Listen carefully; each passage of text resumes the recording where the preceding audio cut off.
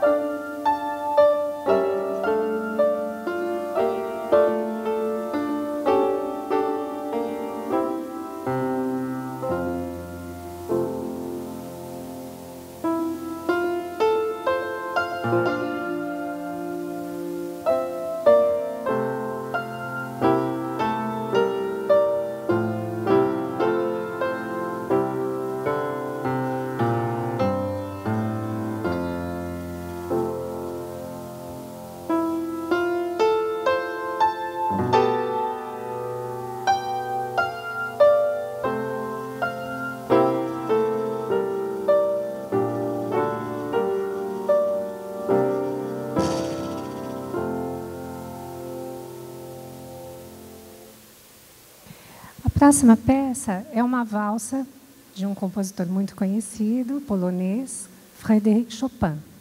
Essa valsa é conhecida como a Valsa do Adeus. É a Opus 69, número 1.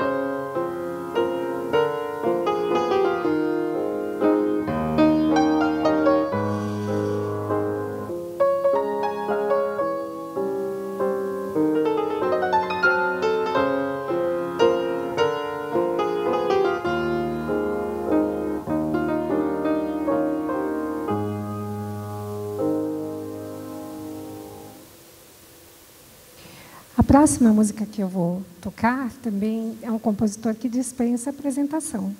É um primeiro movimento da sonata em dó menor de Mozart.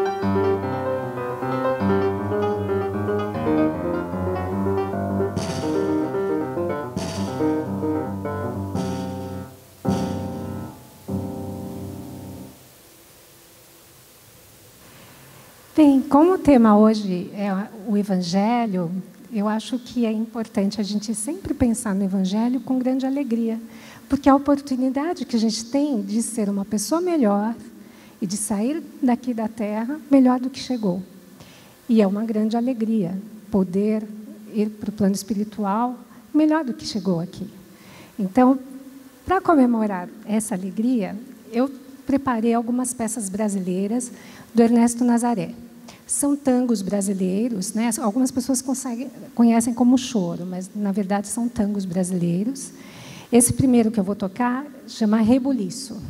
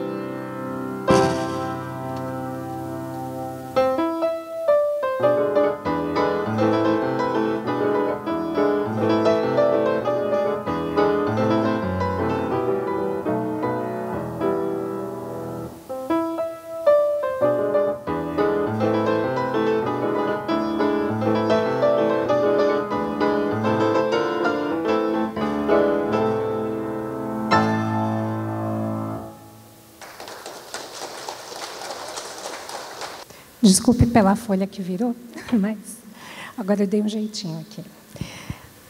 O próximo tango que eu vou tocar chama-se Espalhafatoso. E vocês vão ver que ele é bem espalhafatoso mesmo.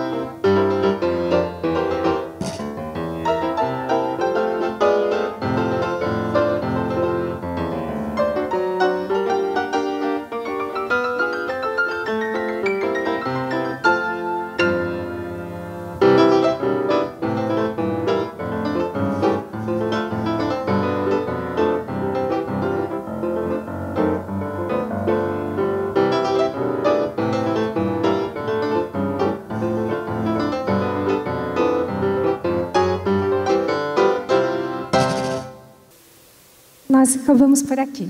Eu agradeço e vamos para a palestra.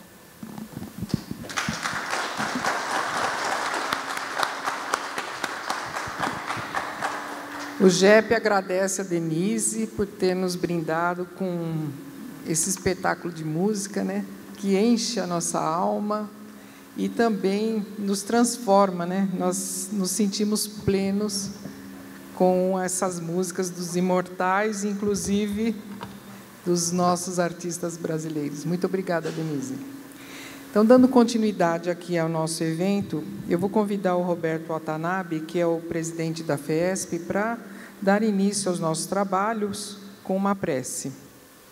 Boa tarde, Roberto. Boa tarde a todos. Sejam bem-vindos a esta casa para compartilharmos este evento do GEP, Grupo Espírita Paulista. Uma alegria recebermos aqui os nossos colegas da USE, Aliança, União Fraternal, todos os presentes, nosso colega César Perry, nosso palestrante de hoje. Vou iniciar então com a minha autodescrição. Eu sou de descendência oriental, já estou na terceira idade, viu, Rosana? Você está entrando, eu já estou usando uma camisa verde clara.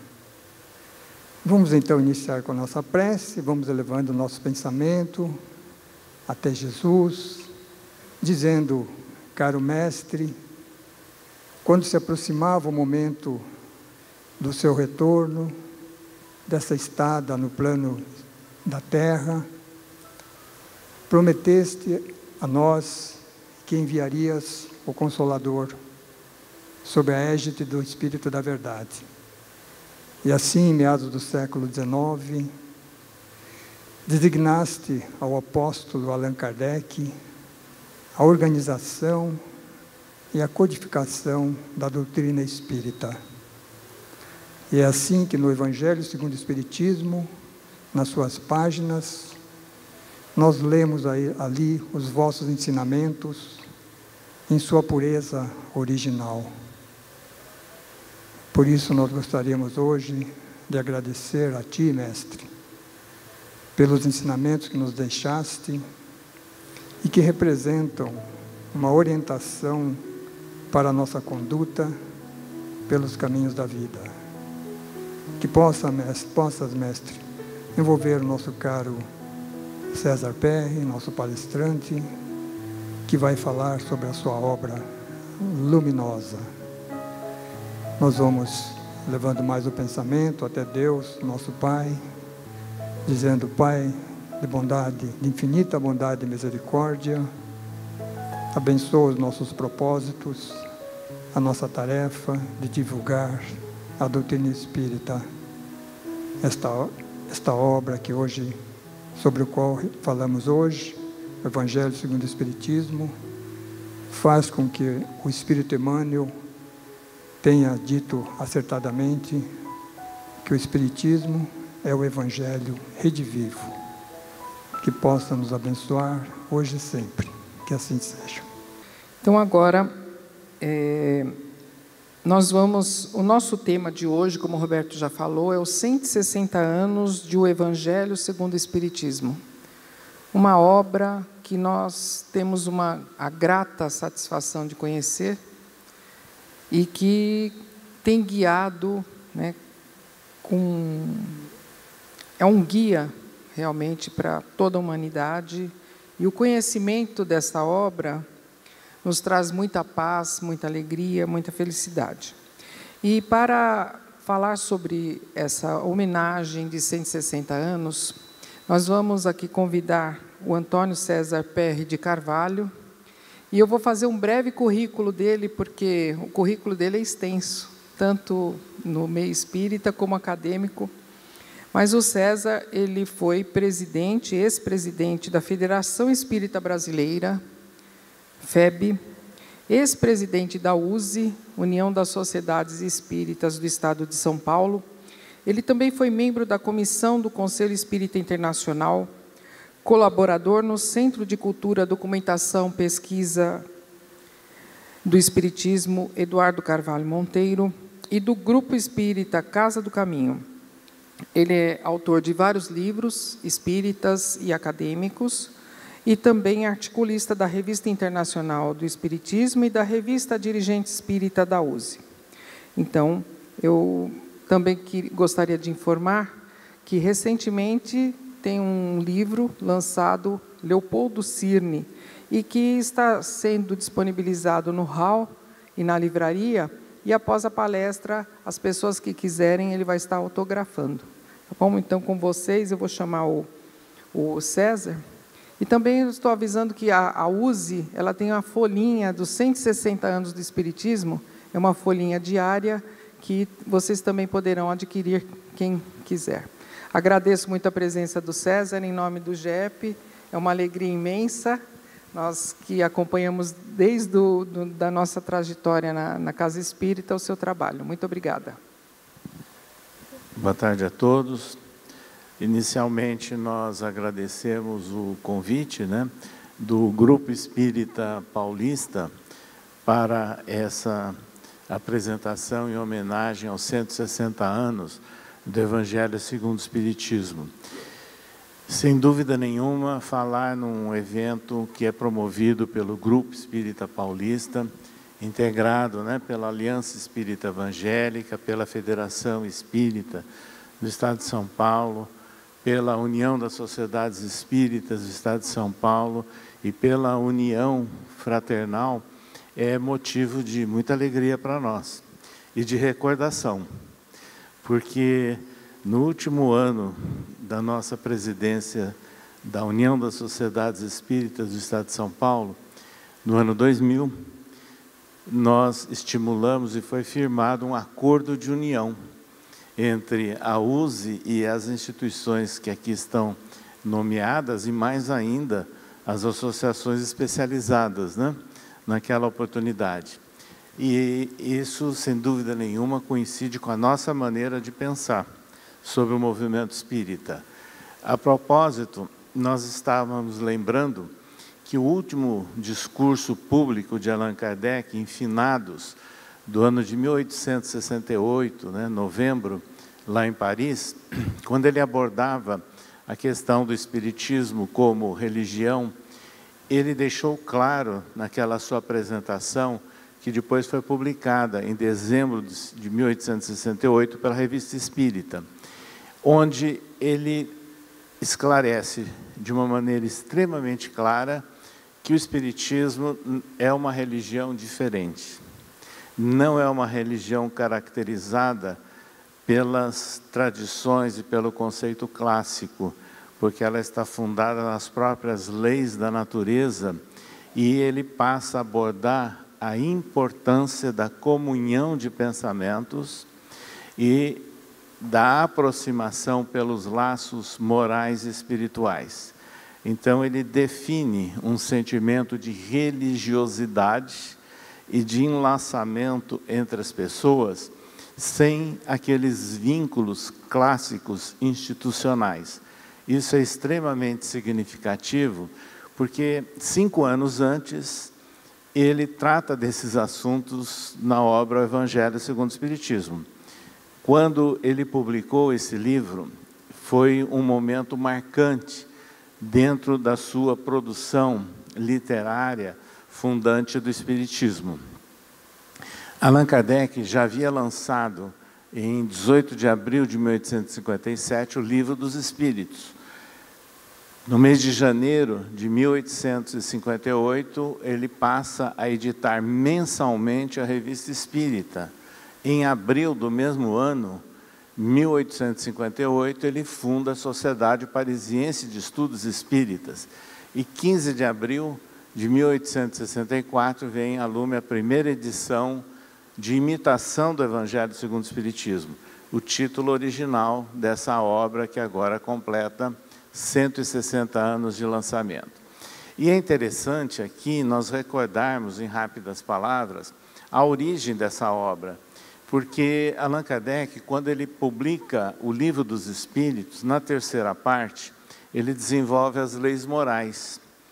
Quando nós prestamos atenção no conjunto de perguntas e respostas dessa longa parte do Livro dos Espíritos, vem claramente à nossa mente que as leis naturais que ele aborda, as diversas leis, têm a ver com a origem, o Decálogo, os 10 Mandamentos, mas analisados e ampliados na ótica trazida por Jesus. Então, ele traz à tona o ensino moral de Jesus fundamentado nos 10 Mandamentos.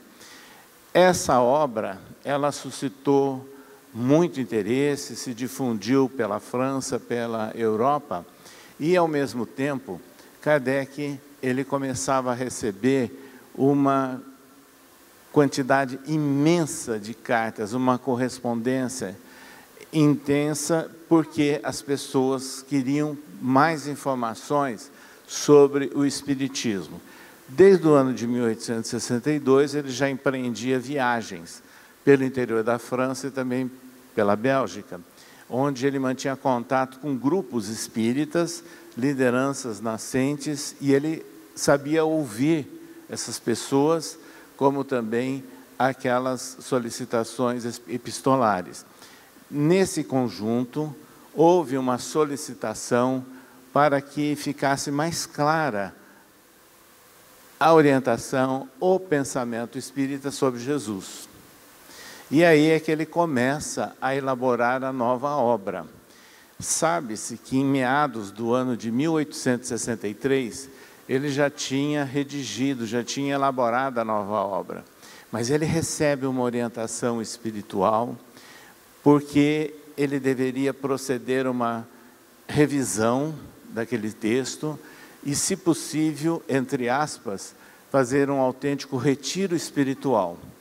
Aí, acompanhado da sua esposa Milly Boudet, ele se dirige a uma cidade litorânea, junto, portanto, ao Canal da Mancha, próximo à foz do rio Sena, a cidadezinha de Saint-Adresse, que era um local de pescadores e, por ser uma bela região litorânea também, de turismo dentro dos contextos da época. Essa cidade, aliás, ela foi imortalizada nas telas do grande pintor impressionista Claude Monet, que passou alguma temporada por lá e fazendo pinturas, né, registrando as paisagens das marinas. Então, são as marinas de Saint-Adresse, onde apareciam os barcos de pescadores, as praias, aquela bela paisagem do Mar da Mancha. É importante, portanto, que Allan Kardec, quando ele chega lá em Saint-Adresse, ele aluga aquilo que ele descreve como uma cabana de praia, que na época, na Europa, era comum, né, pequenas construções de madeira bem próximo à orla marítima. Ele se estabelece com Amélie Boudet e passa a analisar detidamente o texto desse novo livro. Amélie precisou retornar para Paris para atender a rotina da Sociedade Parisiense de Estudos Espíritas. E ele permanece ali sozinho, fazendo os seus estudos, as suas reflexões. Evidentemente que ele passa a ter o apoio de alguns espíritas que já existiam ali em Saint-Adresse e que reconheceram Kardec, já o conheciam e a sua obra. E uma delas, uma senhora viúva chamada Foulon, artista plástica, ela e amigas começaram a dar uma certa assistência a Allan Kardec, até levando sobremesas, né, ao gosto dele, à base de ameixa, né? Sabe-se que até hoje tem belas regiões ali da França produtoras de ameixa. E é nessas condições que ele também procura se restabelecer a saúde, porque ele já apresentava alguns problemas circulatórios. Então, ele passou a andar ali pelo litoral e até levaram para um passeio de barco. Ele permaneceu 50 dias nesse isolamento, fazendo, então, a revisão do futuro livro. Quando ele retorna a Paris, no final do mês de setembro do ano de 1863, ele entrega os originais ao editor. E esse rapidamente providencia, dentro das condições da época, né, a composição e a edição do livro, que foi lançado em 15 de abril de 1864, em Paris. O primeiro título, Imitação do Evangelho segundo o Espiritismo. Allan Kardec imaginou, e por orientações que ele recebeu na época, que ele não deveria avançar muito no título, né, para que não comprometesse a obra dentro das dificuldades de compreensão religiosa da época, fazendo o cerceamento da liberdade de pensamento e de expressão em termos de religião. Surge então o livro, ele divulga pela Revista Espírita, sofre algumas reimpressões, que são, na verdade, impressões sem uma nova revisão, sem acréscimos, ao longo do ano de 1864 e começo do ano de 1865. Ao mesmo tempo, Allan Kardec começa a receber manifestações dos leitores do livro, da revista, dos editores, dos amigos dele e de consultores. Allan Kardec, ele estava muito envolvido no meio cultural de Paris, e ele sabia, inclusive, ouvir consultores acadêmicos, inclusive um deles ligado à própria Sorbonne. E recebeu 5 sugestões para mudar o título. E o interessante é que, usando do conhecimento, da perspicácia intelectual dele, daquilo que nós chamamos de autonomia intelectual, ele não aceitou nenhuma das 5 e usou a opinião dele. E assim ele define na última edição do ano de 1865, que o título seria o Evangelho segundo o Espiritismo, e que foi divulgado a rigor nos primeiros dias do ano de 1866. Essa é, portanto, a terceira edição do livro, e que ele a considerou definitiva. Ele não fez mais alterações, porque da primeira edição, Imitação do Evangelho segundo o Espiritismo, até a terceira, ele alterou capítulos, acrescentou capítulos, fez uma refusão de alguns capítulos e ordenamento de itens, acrescentou comentários, inclusive, a pedidos da oração do Pai Nosso. Exatamente na última edição definitiva é que tudo isso está presente de uma forma completa. O Evangelho segundo o Espiritismo, ele produziu, então, portanto, uma repercussão intensa, não é? Porque havia uma demanda por esse conhecimento e, ao mesmo tempo, reações do próprio Vaticano. Um mês depois da publicação da Imitação do Evangelho segundo o Espiritismo, o Vaticano colocou essa obra no Index Prohibitorum, ou seja, proibindo ao católico que lesse esse livro, porque era o período do Papa Pio IX, um dos mais arbitrários e conservadores, né? E que fazia aí exclusão de toda e qualquer novidade na área política, social, cultural e religiosa, e ele passou também a incluir o espiritismo, né? Nessa linha de censuras e de proibições. Mas não resolveu nada, porque o livro continuou sendo reeditado e suscitando grandes interesses.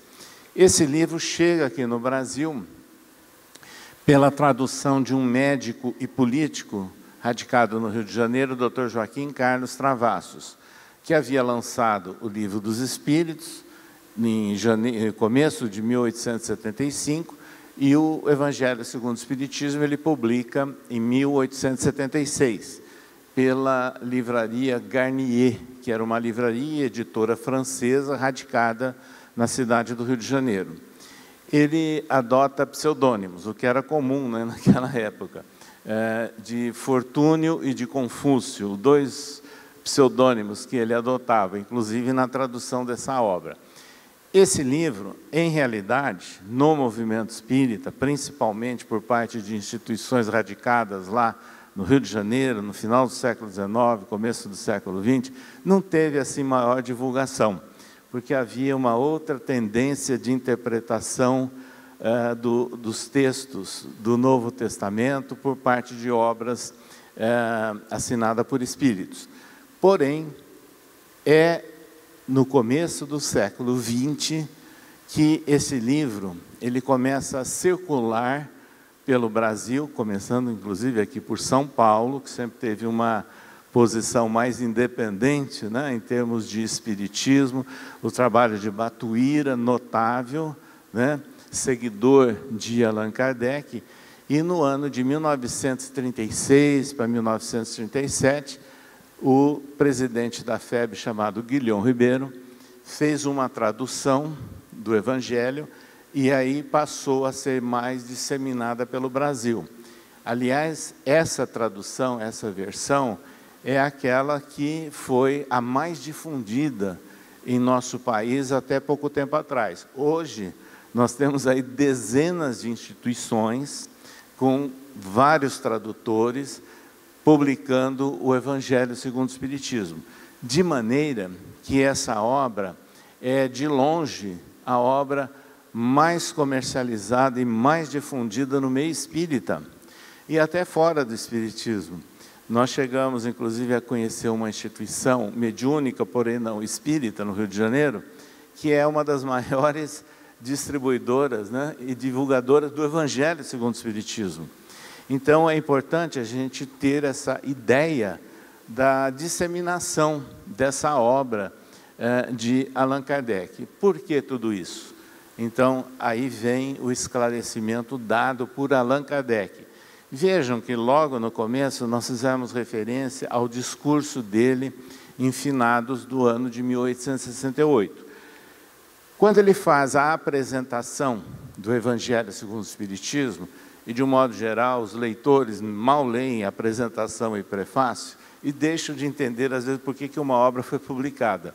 E ele esclarece exatamente isso.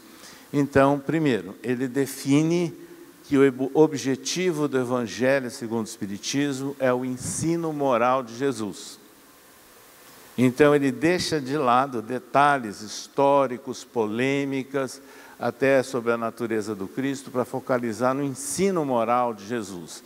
E comenta, ele escreve, que na realidade, o Evangelho segundo o Espiritismo seria como a chave para decifrar palavras ininteligíveis dos textos bíblicos.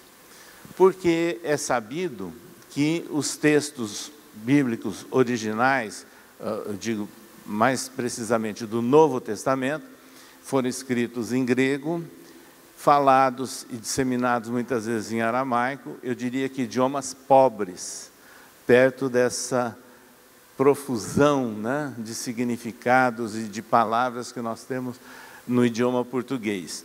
Então, as palavras que foram ali colocadas, e sujeitas ainda a várias traduções ao longo dos tempos, alterações feitas por copistas, de maneira que nós temos que ter muito cuidado e não ficar repetindo decoradamente textos do Novo Testamento e principalmente do Antigo Testamento. Aí Kardec passa a considerar isso. E que chave seria essa? A chave da certeza da imortalidade da alma. Então ele passa a analisar o ensino moral de Jesus à luz dos princípios registrados em O Livro dos Espíritos. E mais ainda, ele passa a comentar essa profundidade desses ensinamentos, mostrando que isso tem que ser trazido, né, para a prática. Então, o Evangelho segundo o Espiritismo, tendo como objetivo o ensino moral de Jesus, ele é tratado por Allan Kardec de uma forma bem racional.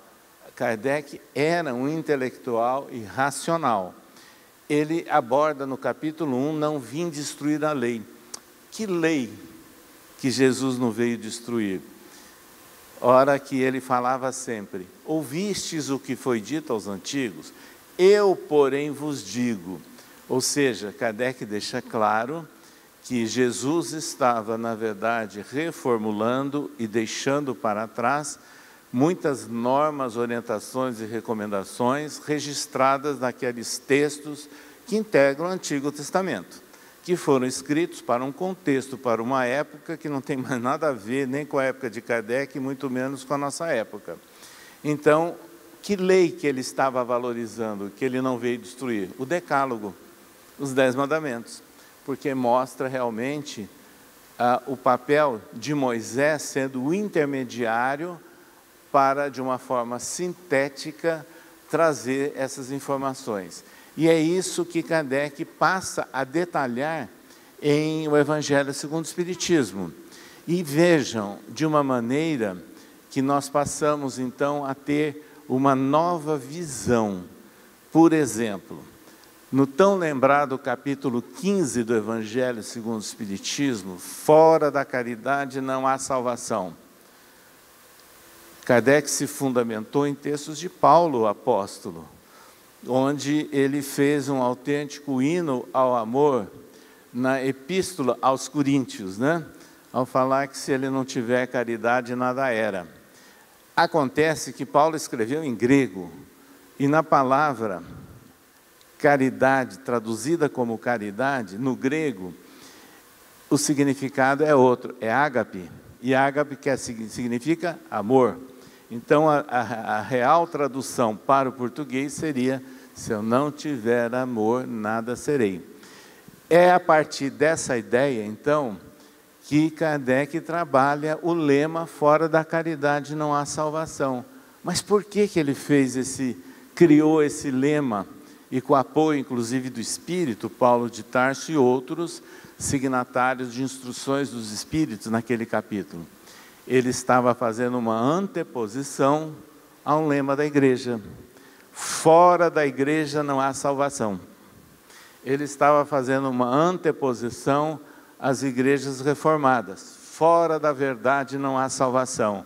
As duas, exclusivistas, discriminatórias, achando-se donos de uma situação e até da verdade. Então ele mostra que nem a ideia de igreja, nem a ideia de verdade, que é muito relativa. E ele passa então a mostrar que fora do amor não há salvação. Então nós passamos a ter uma nova visão em torno dos conceitos já trazidos por Jesus e magnificamente expressos no Sermão da Montanha. O Sermão da Montanha é longo, embora lembrado apenas com as chamadas bem-aventuranças, mas ele é longo. E no Sermão da Montanha, ao proferir as bem-aventuranças, Jesus estava prometendo algo, anunciando algo, criando uma expectativa. Ao longo dos tempos, as religiões tradicionais imaginaram uma bem-aventurança como um passe de mágica, vamos assim dizer, né, num processo dito de conversão, e que a pessoa passa a ter direitos assegurados junto ao reino dos céus. Não é isso. Bem, todo mundo sabe o que significa em anteposição ao mal. Venturança vem da palavra ventura, que significa futuro, significa destino. E é aí que entra a chave do Espiritismo, mostrando que o futuro e o destino não está definido por um período de tempo curto, seja de 30, de 50 ou de 90 anos de uma existência corpórea. Não. É um tempo imortal. Então, é uma referência que nós podemos adquirir um estado de bem-aventurança, ou seja, assimilar a ideia de um reino dos céus na nossa intimidade, com coerência de pensamentos e de ações, com o ensino moral de Jesus.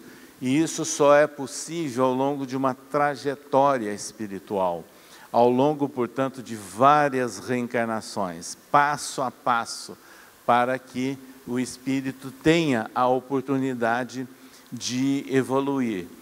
Essa é a razão que amigos de Allan Kardec resolveram colocar uma frase na lápide superior do seu túmulo, do dolmen, lá no cemitério de Père-Lachaise, em Paris.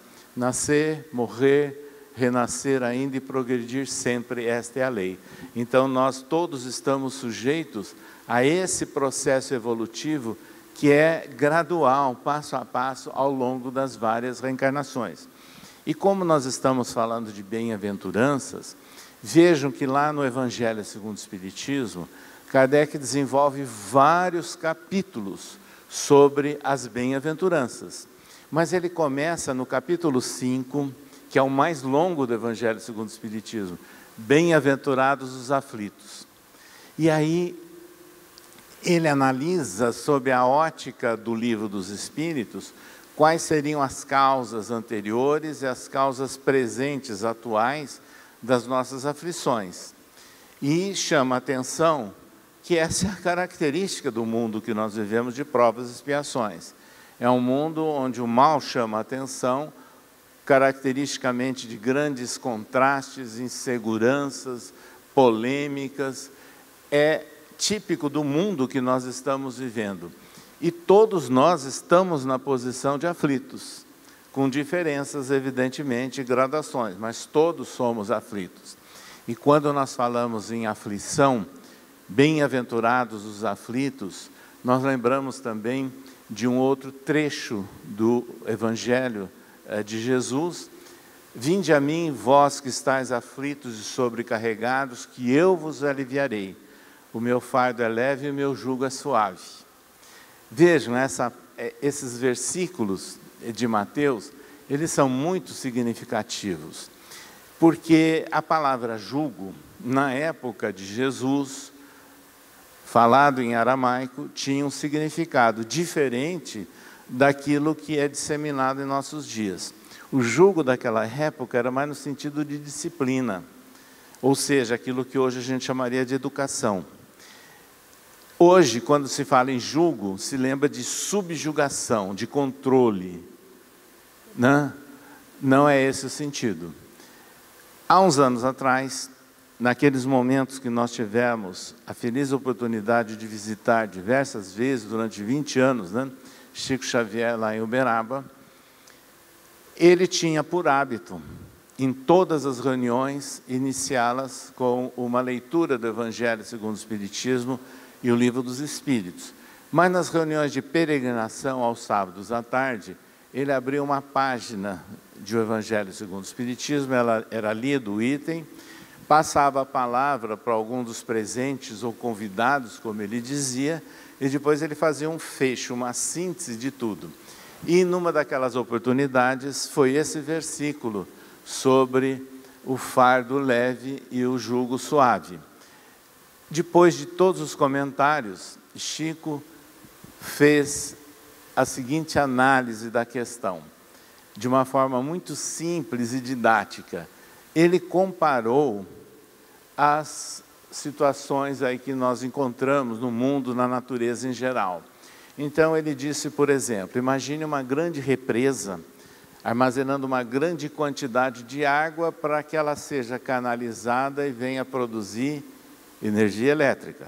Ou seja, é o jugo da água para que ela gere energia.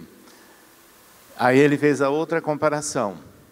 O motor de um veículo, onde um conjunto de engrenagens, agindo de uma forma sincrônica, permite criação de uma força, de uma potência, que cria movimento ao veículo para carregar pessoas, cargas, etc.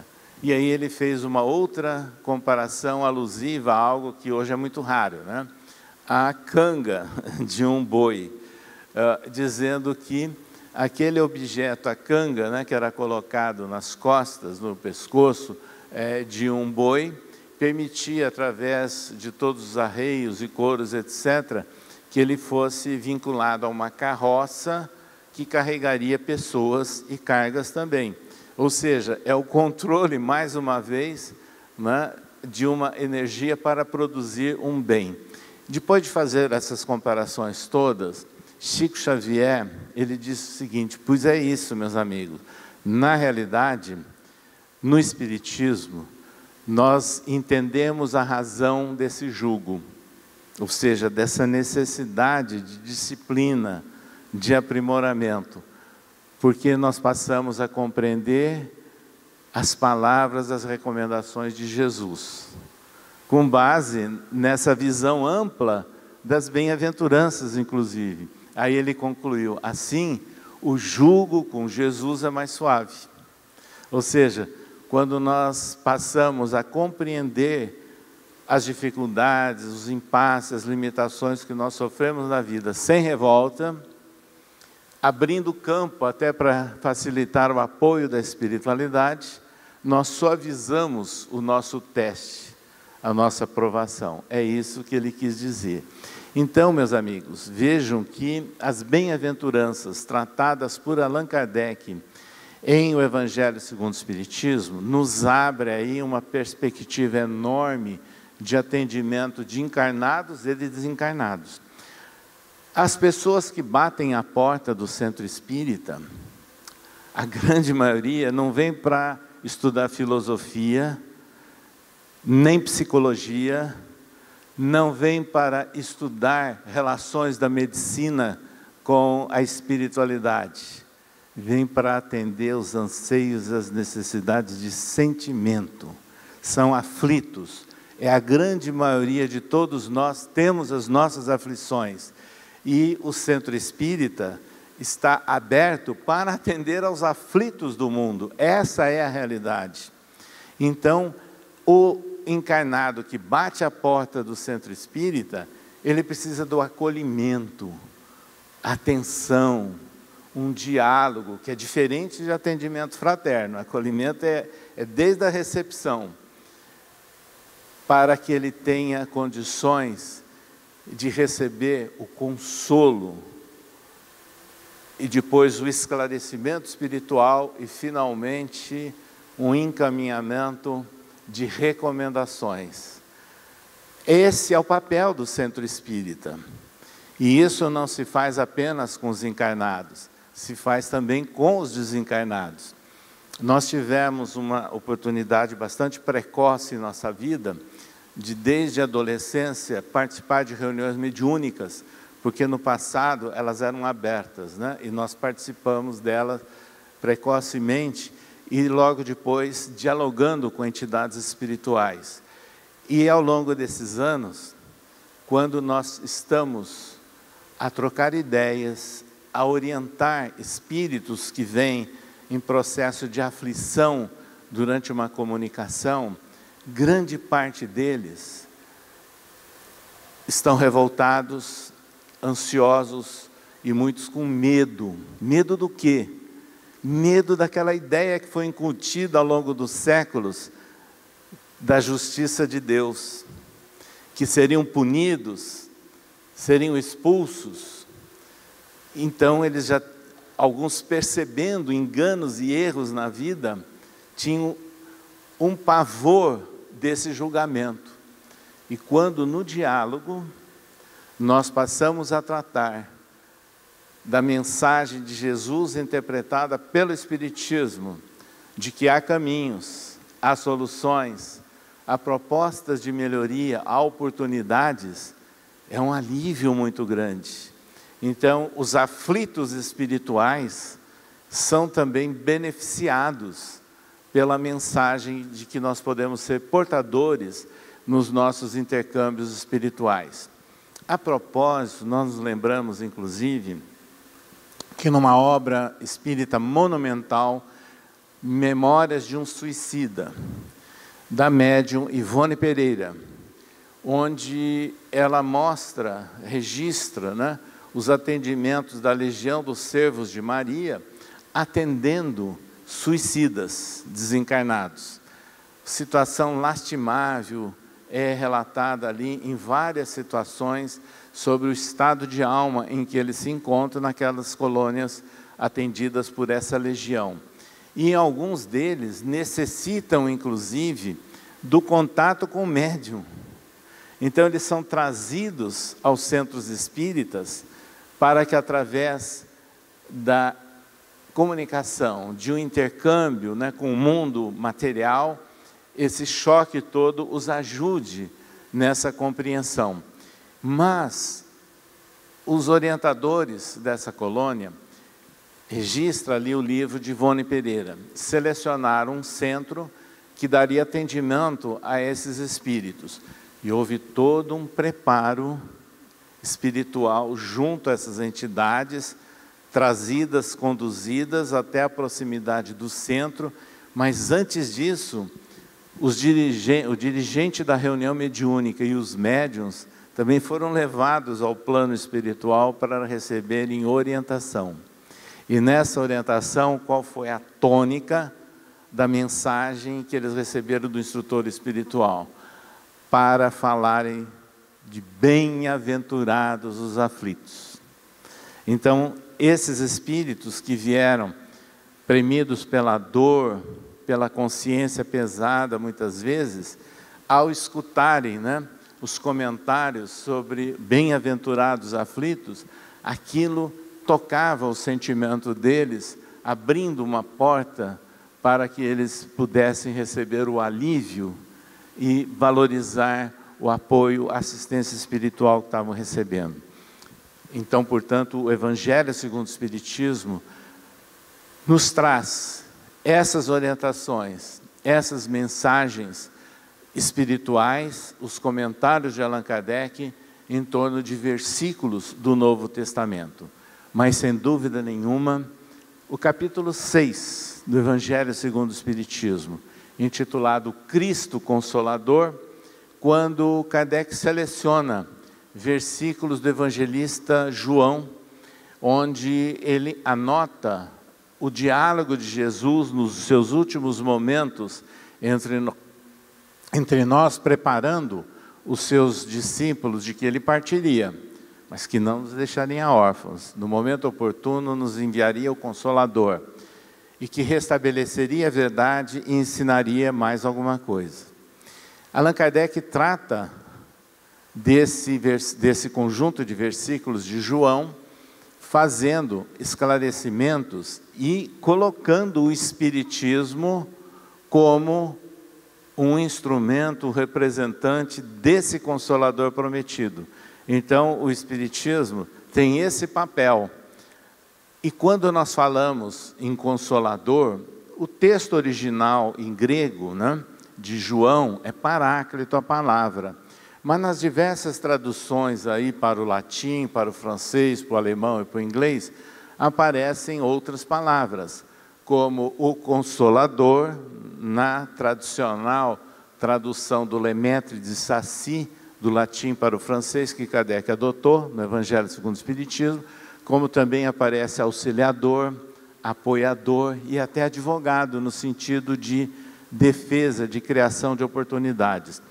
Se pensarmos bem, o Consolador significa tudo isso. E é a partir daí, então, que nós passamos a entender, na dissertação desenvolvida, interpretação por Allan Kardec, de que o Espiritismo tem a tarefa de restabelecer a verdade. Que verdade?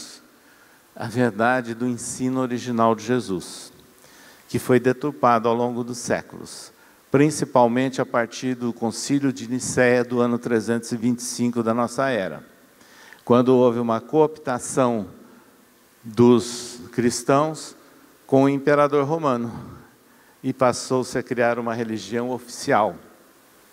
Nessas condições, o Espiritismo tem a tarefa de trazer à tona a mensagem original de Jesus, basicamente o ensino moral, como diz Kardec, mas também o estímulo à simplicidade.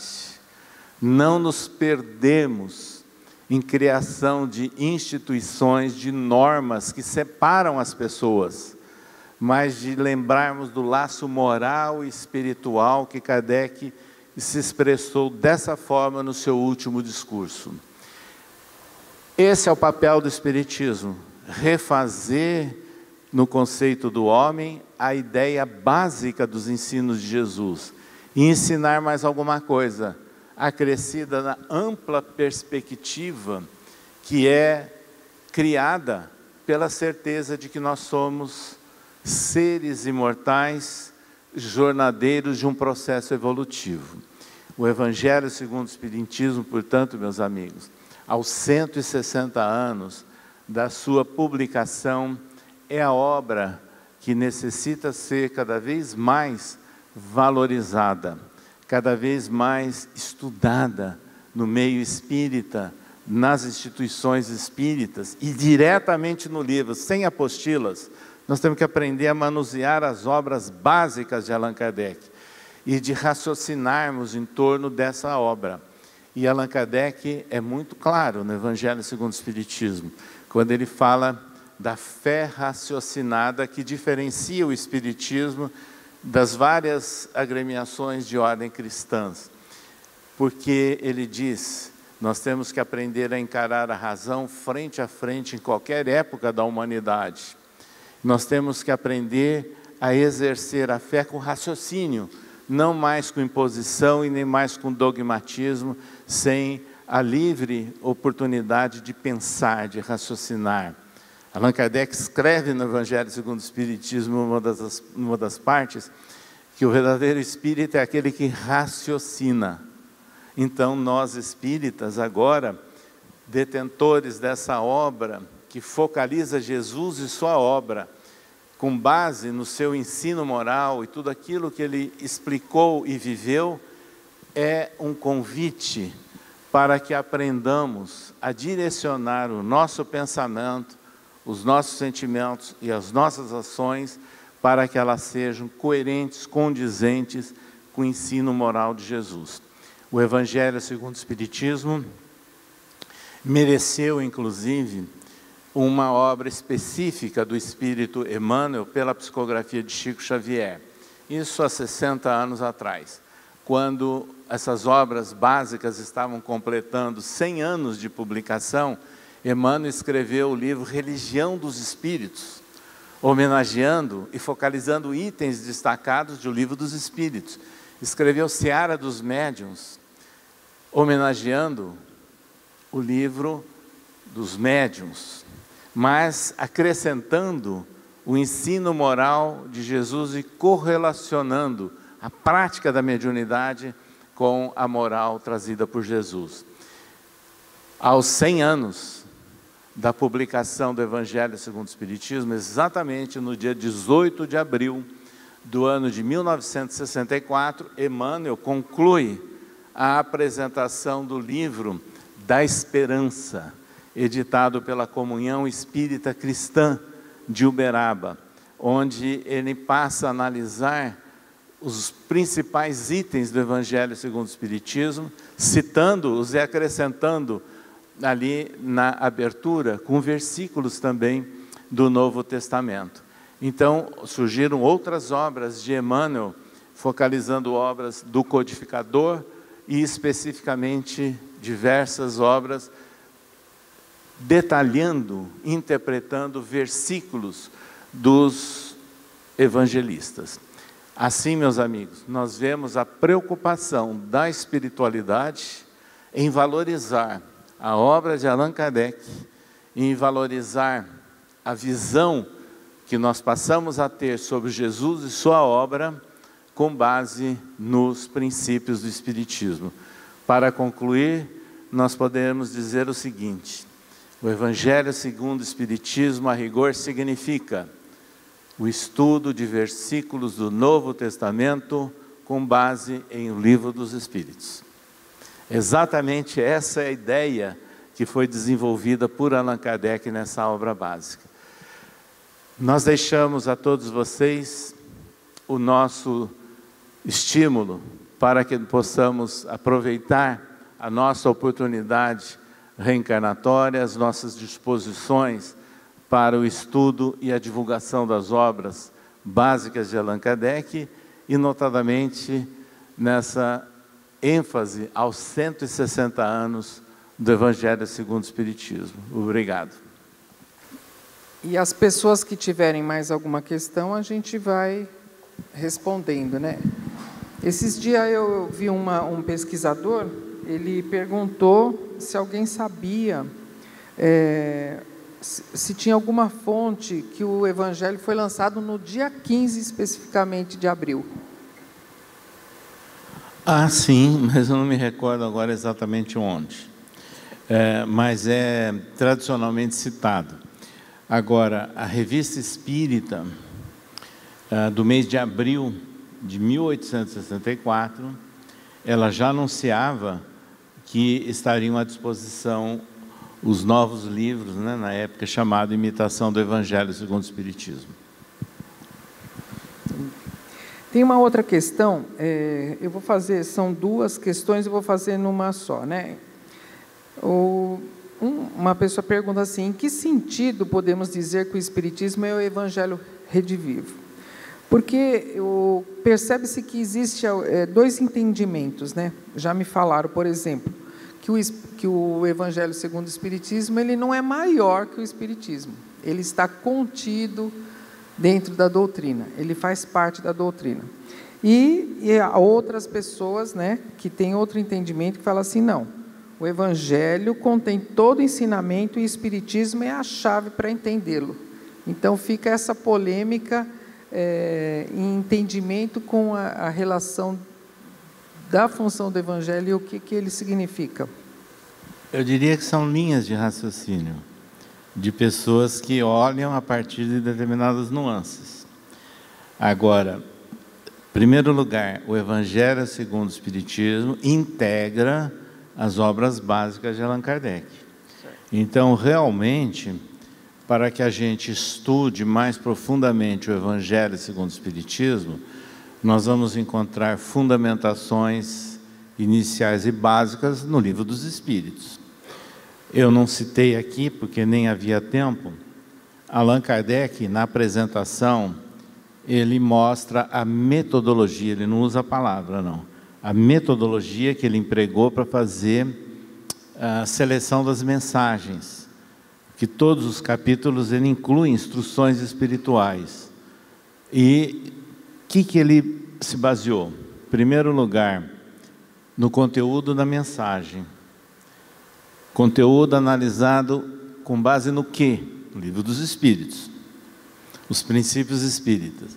Segundo lugar, ele analisou a pertinência do texto, do linguajar utilizado pelo autor espiritual. Se teria, vamos assim dizer, uma certa coerência com textos e preocupações daquela pessoa enquanto encarnado. A gente tem que lembrar que o espírito não dá saltos pelo fato dele estar desencarnado. Em terceiro lugar, ele procurou saber também essa relação. Quem era o espírito comunicante? Então, quando ele usa essa metodologia, é que ele fez, por exemplo, a seleção para analisar as dezenas de comunicações que ele incluiu em céu e inferno. E aí, com base nisso, é que ele chegou à conclusão dos diversos estados de alma. Então, veja, para a gente compreender a fundo o Evangelho segundo o Espiritismo, nós precisamos correlacionar com as obras básicas de Kardec. Agora, dizer que um é mais importante que o outro, isso é ótica pessoal e eu diria um pouquinho de exagero às vezes. Sim.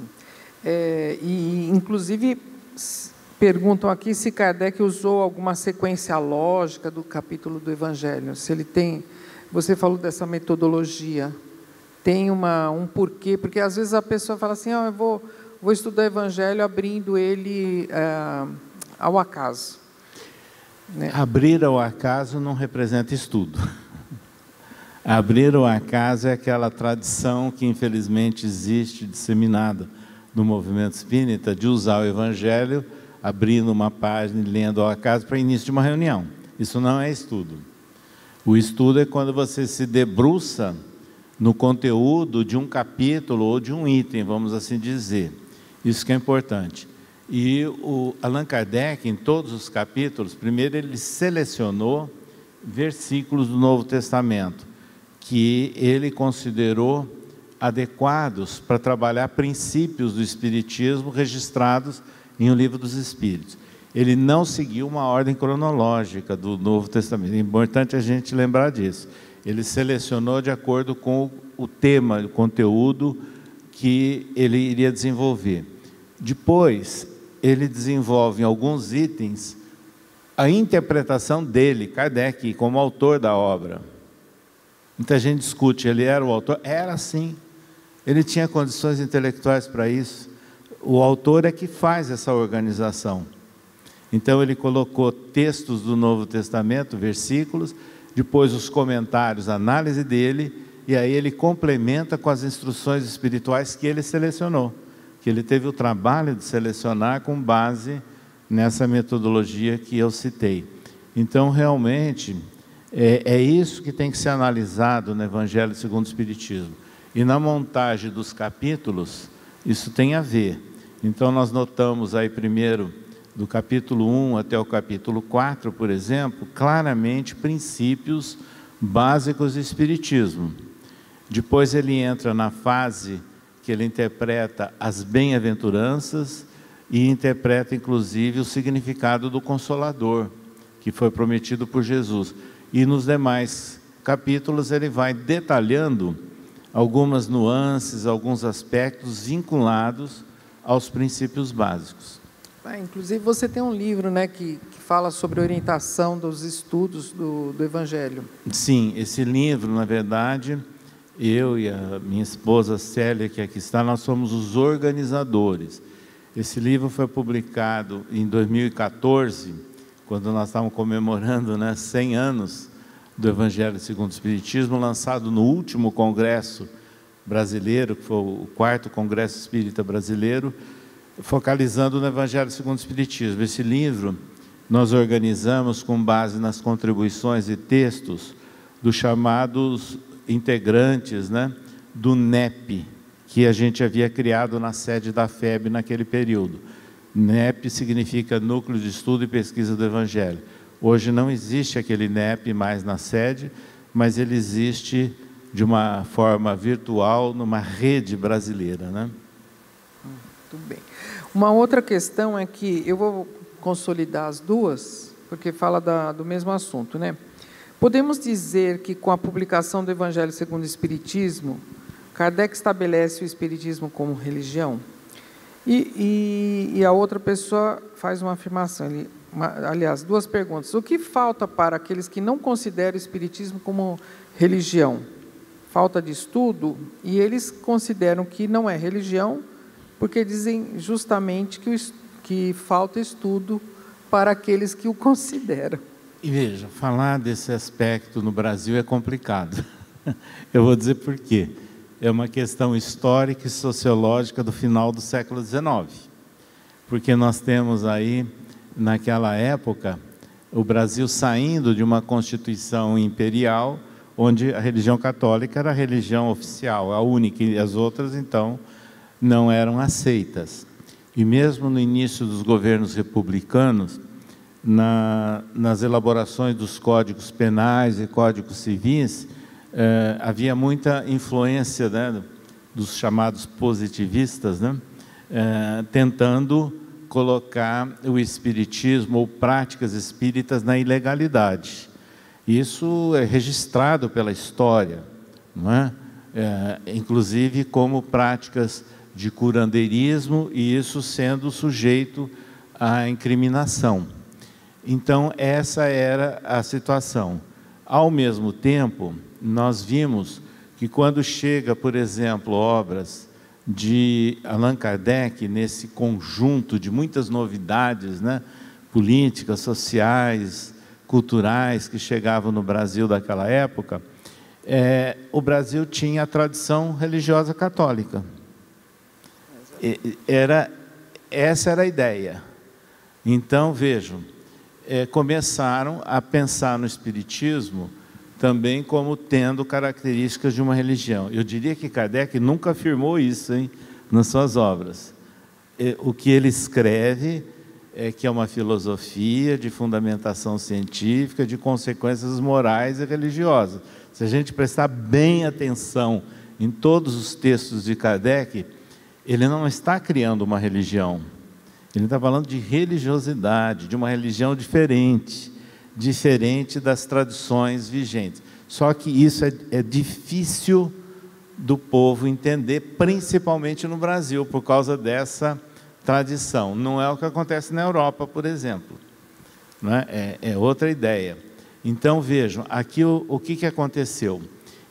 Exatamente no ano de 1926, depois de muitas discussões, ameaças jurídicas, de códigos, etc., de incriminação do espiritismo, mesmo aqueles que combatiam a ideia de religião no espiritismo, aceitaram, sabe por quê?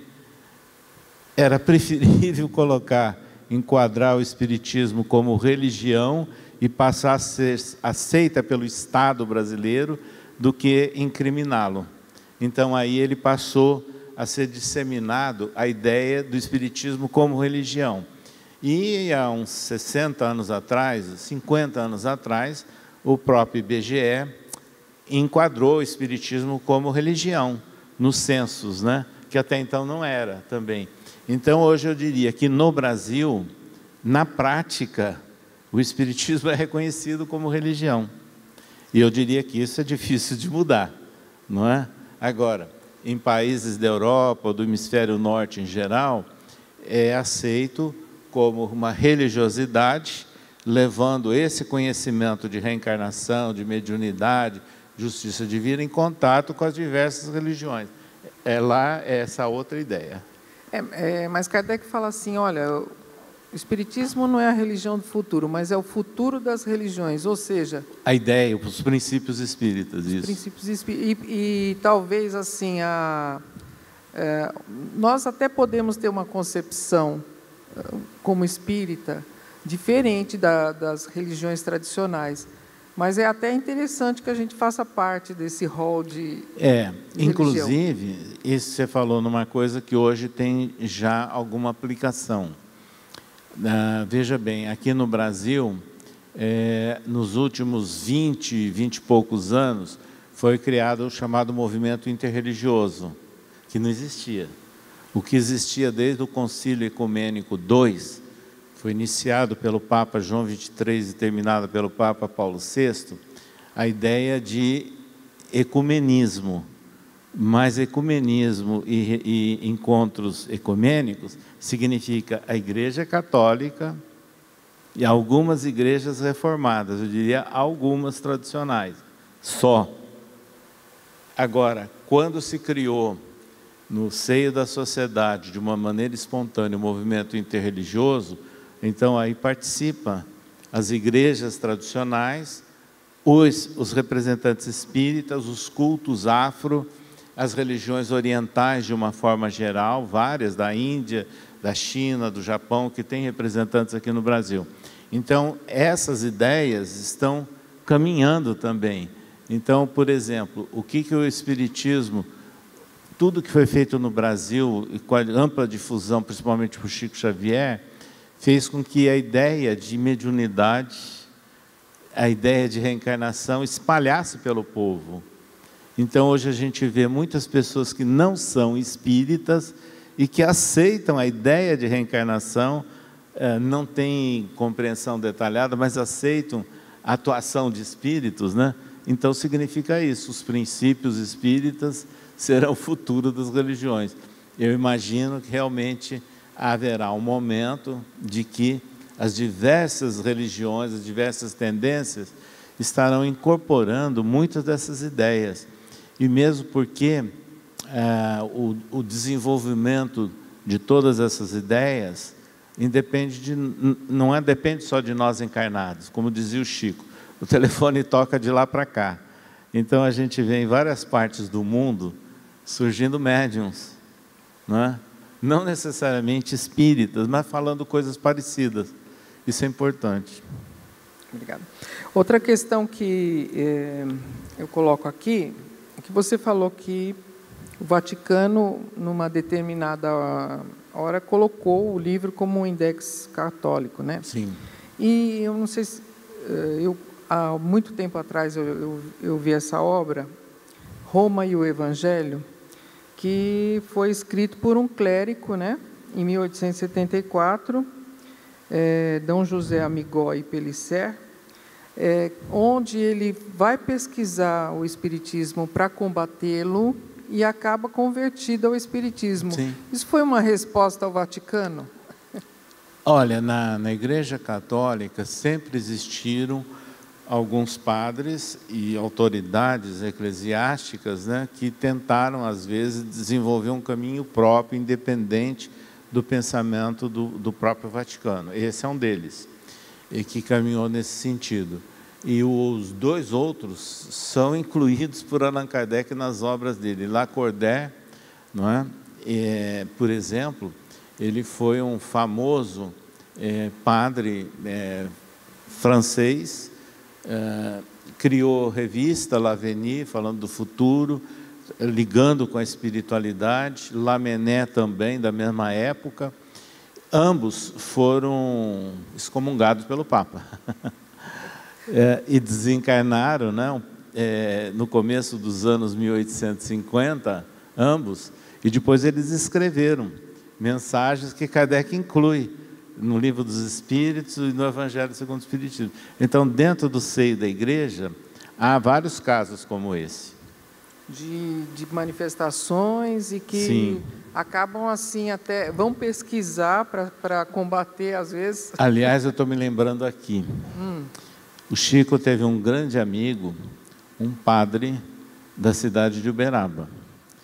Esse padre, na época que o Chico já estava atuando em Uberaba, ele aceitava o espiritismo.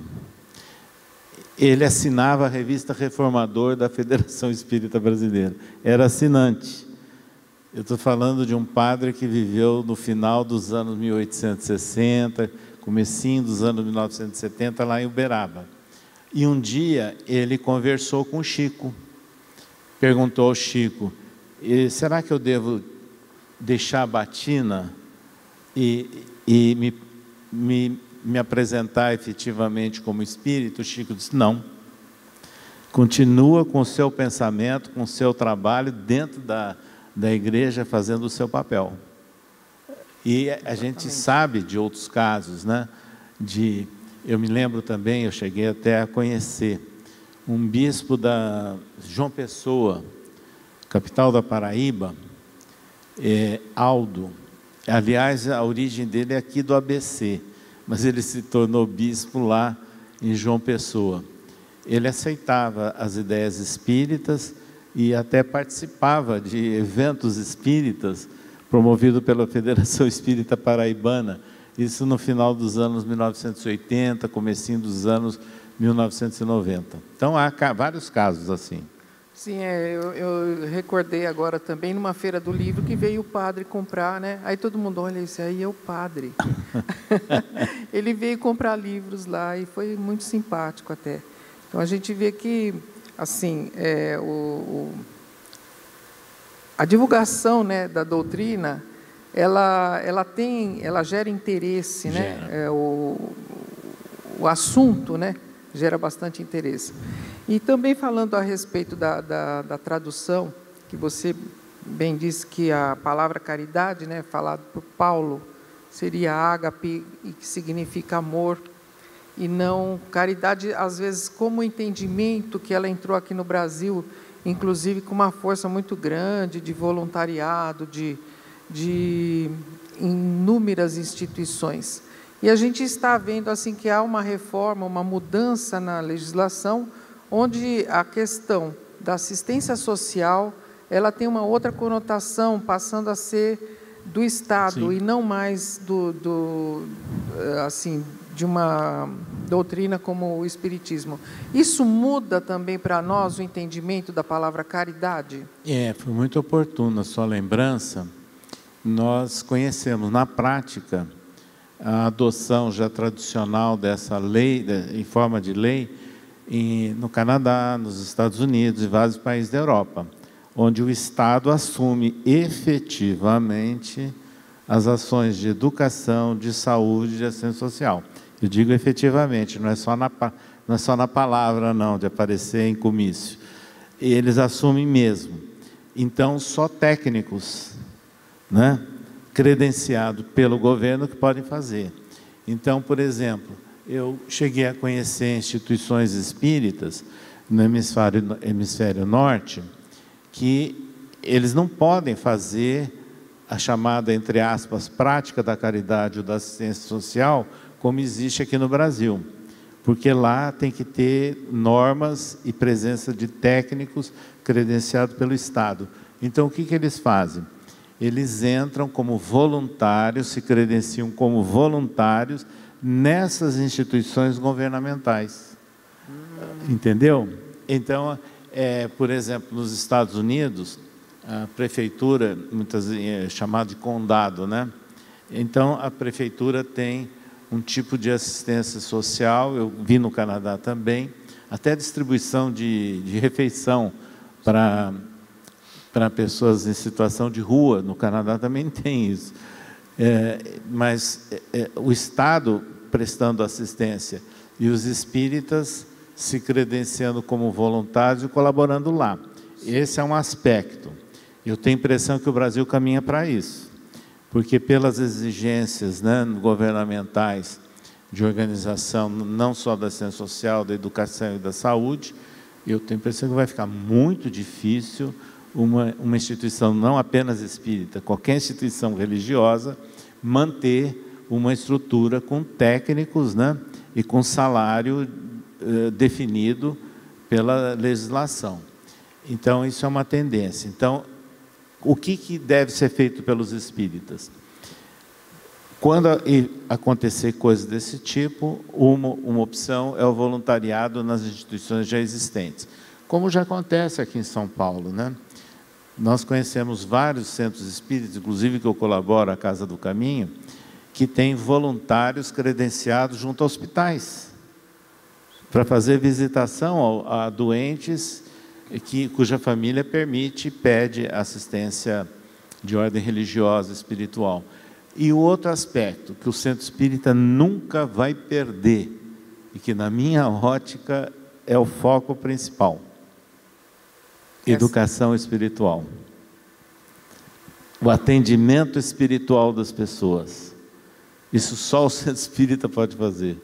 Então, mesmo que seja difícil, por uma razão ou outra, a prática do atendimento assistencial, nós temos que lembrar da assistência aos encarnados e desencarnados que batem a porta do centro espírita na situação de aflitos espirituais. Isso daí é o grande papel do centro espírita. E todos somos carentes, né? Todos somos carentes, exatamente. Exato. Eu estive na Rebrax, na Rede Brasileira do Terceiro Setor. Sim. E lá estava fazendo uma palestra o secretário da Assistência Social Municipal. E falando justamente do trabalho que é desenvolvido na cidade. Inclusive, falei para ele a respeito da vocação que tem os espíritas, né, e muitas vezes a dificuldade de se adentrar, assim, até de ter uma participação maior na sociedade. E muitas vezes, por exemplo, eles também, por sua vez, têm uma dificuldade de encontrar pessoas que, mesmo ganhando, não têm uma disposição para estar lá. Não tem vocação, não tem vocação, né? E o espírita tem vocação. Então, que se houvesse realmente, até inspirada nessa questão do que acontece em outros países, se houvesse realmente uma abertura para voluntários participarem de trabalhos sociais junto à prefeitura, junto ao Estado, que seria muito bom, né? Porque ali ele vai falar, porque ele contou um caso que tinha uma perua parada e do outro lado da rua uma série de sem-tetos. E a turma que estava de cá olhava para o turma de lá, olhando no relógio para ver a hora que ia terminar. E que não ter que fazer vamos dizer, o acolhimento. E que se fosse, né, voluntários que têm essa vocação, eles chegariam mais perto. E convidariam para o trabalho, né, para serem acolhidos. E quando ele chegou lá e conversou com o pessoal, todos foram para tomar sopa, tomar banho, etc. E só um que não quis e ficou lá. Então, acho que essa questão da caridade, né? Ela tem que ser entendida realmente como doação de amor, né? Aí é cabível em qualquer situação. Isso, então, esse lema de caridade não seria mais de dar, mas do amor, realmente. Doar de si. De doar de si, que muita gente não entende às vezes, né? Eu não tenho nada para dar, mas... Bom, sobre isso, eu estava me lembrando agora, uma amiga nossa, radicada em Nova York, nos Estados Unidos, é brasileira, há muitos anos, décadas, ela mora lá, ela trabalhava como diarista, né, que é o comum lá, né? E depois como governanta de uma grande casa. E nessa condição, ela trabalhou numa casa que tinha uma senhora de idade, morava numa residência enorme. E um dia, quando ela chegou na casa, tocou a campainha e entrou, a senhora a recebeu na porta e disse: "Que bom que você chegou, porque você me transmite tranquilidade. Eu sinto alguma coisa diferente com a sua presença." Veja, para uma americana de boas condições financeiras, dizer isso para uma serviçal, vamos dizer, é um passo diferencial muito grande. Mas o que significa isso? Significa que no trabalho profissional dela, ela sabia doar alguma coisa a mais para aquela senhora. E foi isso que ela demonstrou, assim, aquela receptividade e gratidão. Que bom, né? Que bom se todos nós, né, na nossa profissão, levar isso não só como um meio de você também transmitir essa paz, né, através dos ensinamentos na prática do Evangelho segundo o Espiritismo. Exatamente. Eu tenho mais algumas questões aqui, mas não sei o horário, nós estamos quase terminando. Eu só vou fazer mais uma questão, e se você quiser fazer uma consideração final também. Então, por que disse Gandhi que se todos os livros religiosos fossem destruídos, mas o Sermão do Monte fosse preservado, nada estaria perdido? Foi uma boa lembrança essa de Gandhi. Gandhi, na realidade, ele era sul-africano, né, de nascimento, se estabeleceu lá na Índia e veio a ser líder de um movimento pacifista, de não violência, mas de almejando lá uma liberdade maior para o povo indiano, né? E isso realmente aconteceu um fato interessante, porque alguém entregou o Novo Testamento para o Gandhi. E aí ele leu e fez um comentário, que realmente ali todos aqueles ensinos, toda aquela árvore representada, né, pelo conjunto de ensinamentos, eram inigualáveis e importantes, mas totalmente incoerentes com a prática dos cristãos. O que ele estava se referindo? Das religiões tradicionais vinculadas ao poder de vários países europeus que dominaram a África e dominaram a Ásia, levando à opressão, à fome, né, retirando riquezas, ou seja, sendo incoerentes com a doutrina cristã de que eles se diziam representantes. É isso que ele disse.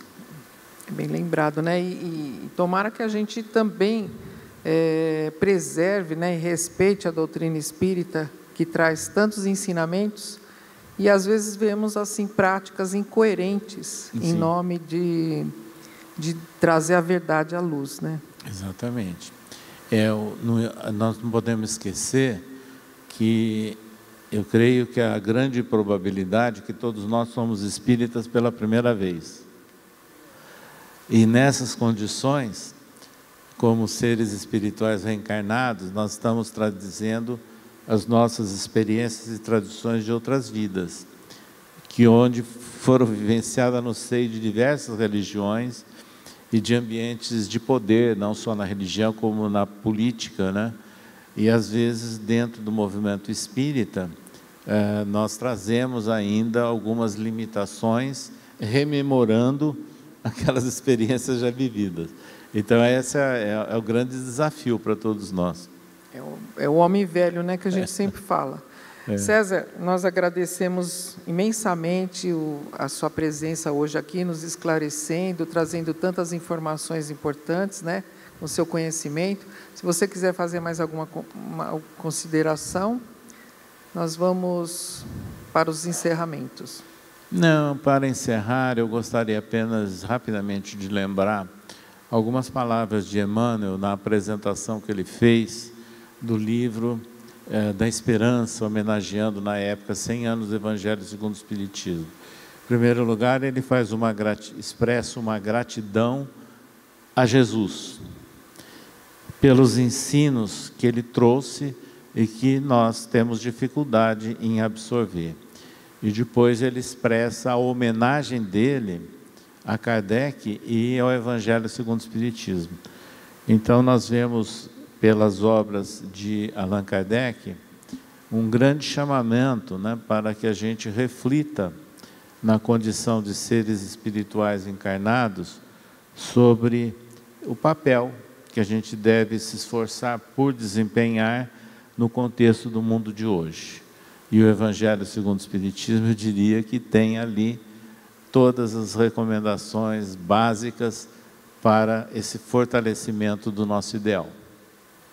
Muito obrigada, César. Então, nós vamos agora para o encerramento. Agradecemos imensamente e acredito que todos nós tivemos uma tarde muito especial, com a homenagem dos 160 anos do Evangelho segundo o Espiritismo, e trazendo aqui o César, que tem tanto conhecimento a respeito desse livro. Eu vou chamar agora o Amaro, Luiz Amaro, que é o presidente da Aliança Espírita Evangélica, e para ele fazer a prece final para nós. Boa tarde, Amaro. Obrigado, boa tarde a todos. Muito obrigado, César, por trazer tantos ensinamentos e nos ajudar aqui nesse esclarecimento. De fato, em nome do GEP, das 4 instituições, nosso agradecimento, que possa vir outras vezes conosco. E nós vamos caminhar para o nosso encerramento. Nós nos recolhemos mais na nossa intimidade, nos entregando ao abraço carinhoso novamente do nosso mentor, agradecidos por nos enriquecer de informações e também de vibrações suaves que foram emanadas nesta casa. Nós aproveitemos essas vibrações para potencializá-la um pouco mais, vibrar intensamente por esse local que nos acolhe tantas vezes, com tanto carinho, uma receptividade tão harmoniosa. Possamos enriquecê-la e ajudar todas as equipes espirituais presentes, nos ajudando a manter sempre o ambiente acolhedor. Que essas vibrações possam extrapolar as paredes desta casa, envolver todo o nosso Brasil, todos os lugares onde se propaga o Evangelho de Jesus, possa sentir a nossa gratidão e o nosso esforço em mantê-lo cada vez mais forte nesse movimento, independente de qual rótulo religioso que segue. Vibramos intensamente pelos locais de sofrimento e dor e vamos vibrar intensamente pelos nossos governantes, para que eles possam encontrar, sentir o Evangelho praticado, que possam decidir segundo os dogmas cristãos, os ensinamentos de Jesus. E assim vibramos também por todos nós, nossos entes queridos que deixamos na nossa casa, pelos todos os lares e pelas casas em que nós fazemos parte, lembramos dos nossos companheiros de caminhada, dos nossos voluntários que semanalmente estão conosco, passando junto a eles os nossos pensamentos, que possam ser acolhidos no nosso coração, como foi dito nesta noite, nesta tarde, sob caridade, que possa realmente ser o nosso padrão de conduta, estar sempre doando o nosso melhor para o nosso próximo. Elevamos ao Pai o nosso pedido de bênção por esta tarde, que nos fortaleça a todos nós para os nossos próximos passos diante desta instituição, dessa legenda que temos aí como norte, a união de todos os espíritas. Graças a Deus e graças a Jesus. Obrigada, Amaro. Agradecemos pela prece. Eu lembro vocês que agora, no encerramento, nós teremos a folhinha comemorativa dos 160 anos do Evangelho, edições USE, e também o autor palestrante estará autografando o seu mais novo livro, o lançamento Leopoldo Cirne. E aproveito também para informar que no dia 28 de julho, às 15 horas, continuaremos com as palestras do GEP. Aguarde a programação. Muito obrigada.